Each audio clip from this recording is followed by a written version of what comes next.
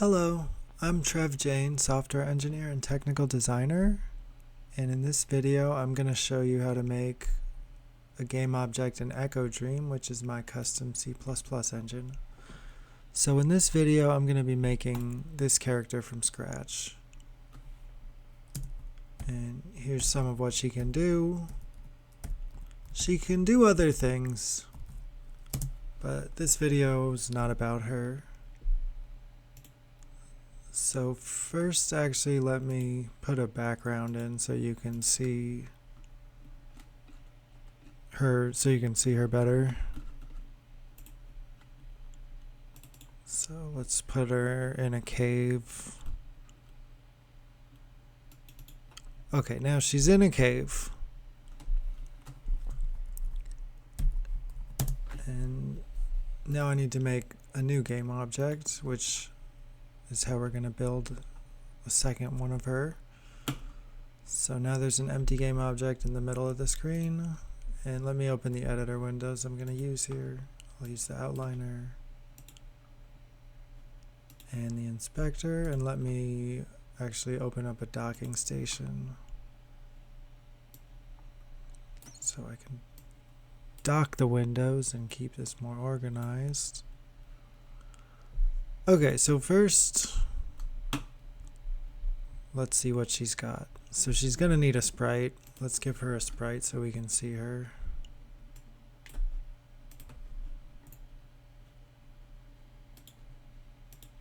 Okay, she has a sprite. Let's give her a texture. And her name's Nandy. So let's do a front-facing Nandy. Okay, so when you add a texture, it assumes that the sprite sheet has one frame in it.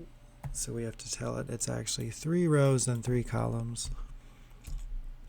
And there are 8 frames in the animation. And she's too big.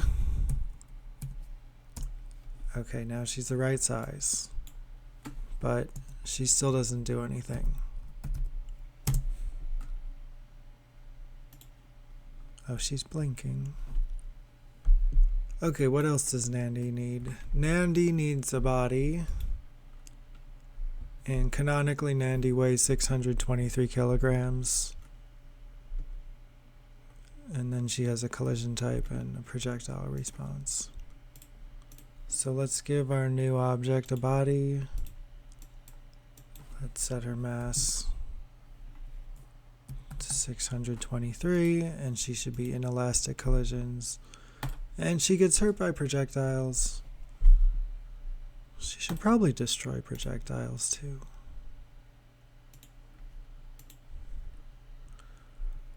Okay, she's also going to need a physics component. And she has a maximum momentum of 30,000 and a default friction of infinity. That's correct. And don't worry about the physics values right now. That's not what this video is about. Okay, our maximum momentum is 30,000. What is that? Kilogram meters per second. I should know that.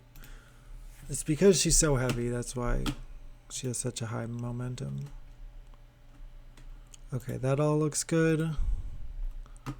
What else does she need? She needs a collider. And as you can see, she's actually made up of a bunch of rectangular colliders. If I turn on debug drawing, you can see them all. So they all respond to different things. Some of them check for walls. Some of them check for objects or for enemies. I always break my character up into like a million different hitboxes. So we will not add all of those to this new object. Let's just give her one rectangle. And then let's give it a size so you can see it there. Now she's got one 14 by 14 hitbox, and she's a player object.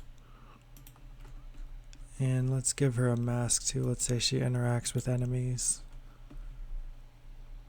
Not that it doesn't really matter for this video. She's also going to need an animation component, and that's got a frame time of 0.08 seconds. And it was set to looping. It's not set to running. It doesn't run until she moves. Okay, she's going to need stats. Nandi has some, I think that's a speed multiplier. Oh, she has bombs. And let's just give her health, though. She doesn't need all these stats for this video. So let's give her a stat component. And the stat component, you have to add statistics to it. So let's give it a floating point stat, which we'll call health. And it should have, she should have 3 hit points. Again, doesn't matter for this video. Okay, the last thing she's going to need is a behavior. See, she still doesn't do anything because she has no behavior. So now she has a behavior. And the behaviors in Echodream use behavior trees. So Nandi just uses this parallel sequencer, which runs all of its children, which are down here. So she has 4 behavior nodes. She has an animator, a movement, an actions, and a health manager. So first let's give her the root, which is the parallel sequencer. And then let's add children to that. So let's see, she needs actions. She needs an animator. And she needs a movement. And let's give her that health manager as well. Okay, let's see if she moves. And now she moves just like the other one does.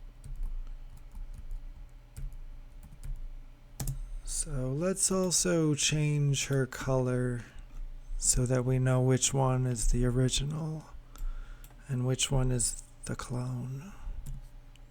Let's make her, that's the wrong property. That's the frame index. It's the palette index I want to change. Okay, now we've got a pink Nandi. Let me turn off debug drawing. Okay, now we've got a pink Nandi and a blue Nandi, but they're otherwise mostly the same. Except our blue one is missing a bunch of hitboxes and some stats.